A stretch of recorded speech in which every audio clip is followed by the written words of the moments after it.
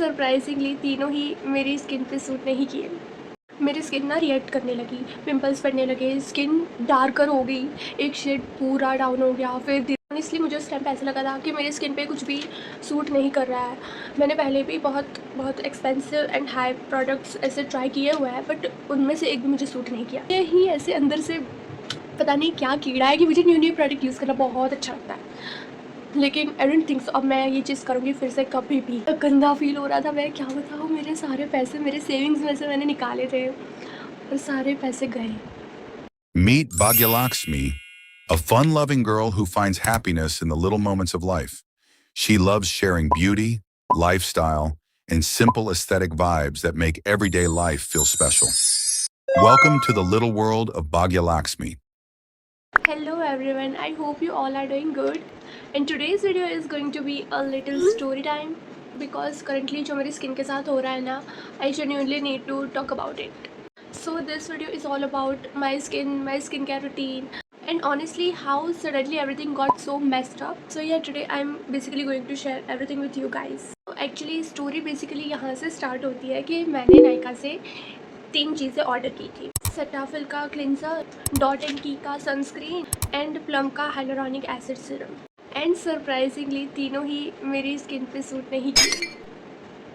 And literally I am so shocked because Cetaphil cleanser, यार Cetaphil cleanser वो मुझे suit नहीं किया।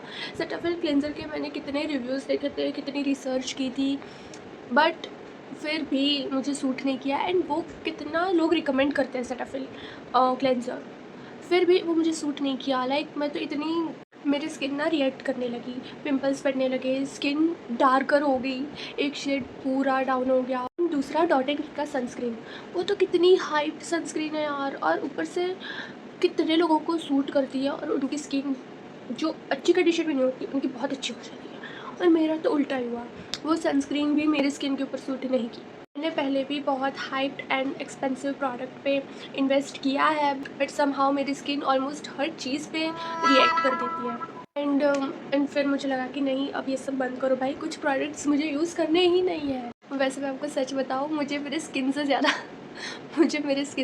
ना पैसे की टेंशन हो रही थी। भाई कितने महंगे प्रोडक्ट्स थे, एक भी प्रोडक्ट, 3 प्रोडक्ट मंगवाए थे, तीनों में से एक तो सूट करता, तीनों में से कोई भी प्रोडक्ट सूट नहीं किया।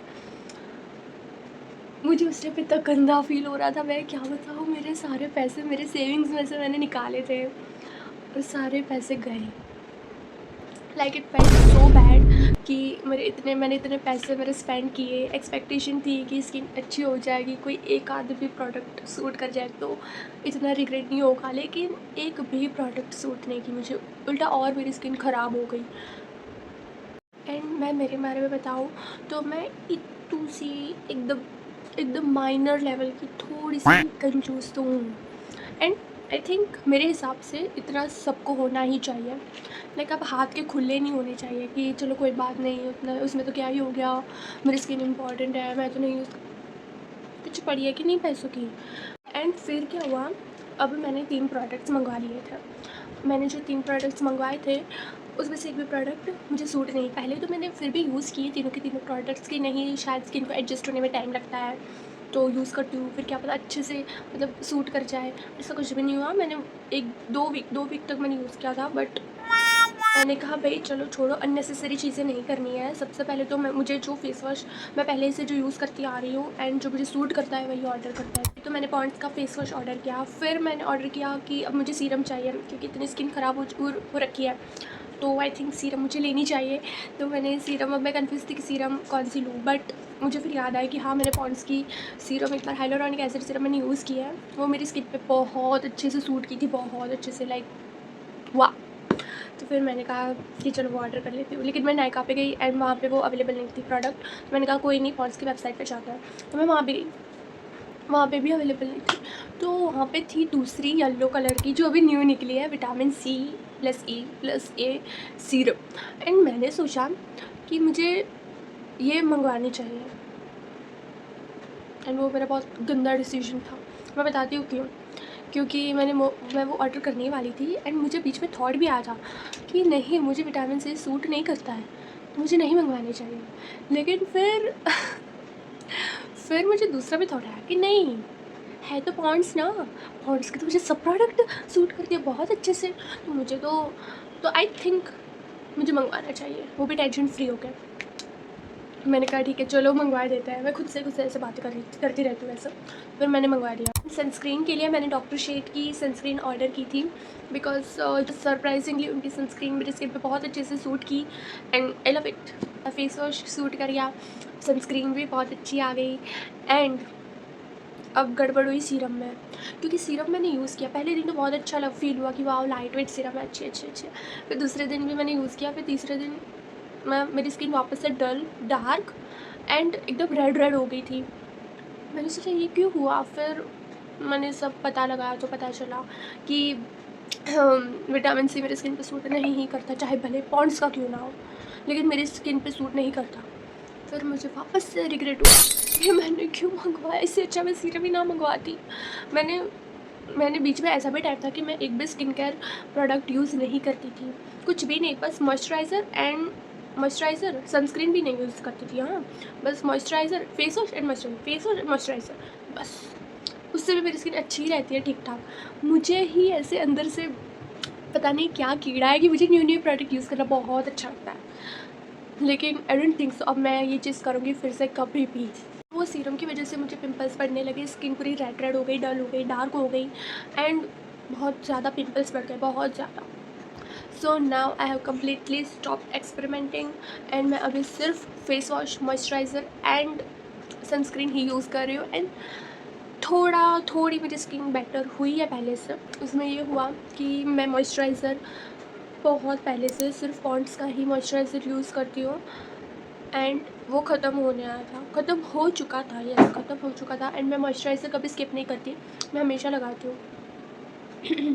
तो अभी हम लोग फिर वापस, हमारे पास में डीमार्ट है तो हम लोग डीमार्ट गए एंड वहाँ पे मैंने ढूंढा कि पॉन्ड्स का मॉइस्चराइज़र और गेस व्हाट, मुझे नहीं मिला, अवेलेबल नहीं था। मैंने कहा वाह व्हाट ए नसीब।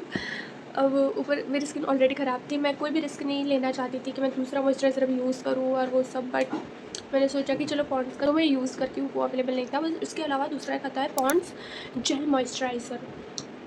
मैंने कहा हाँ चलो ये ले लेता है, ये इसके भी मैंने रिव्यूज़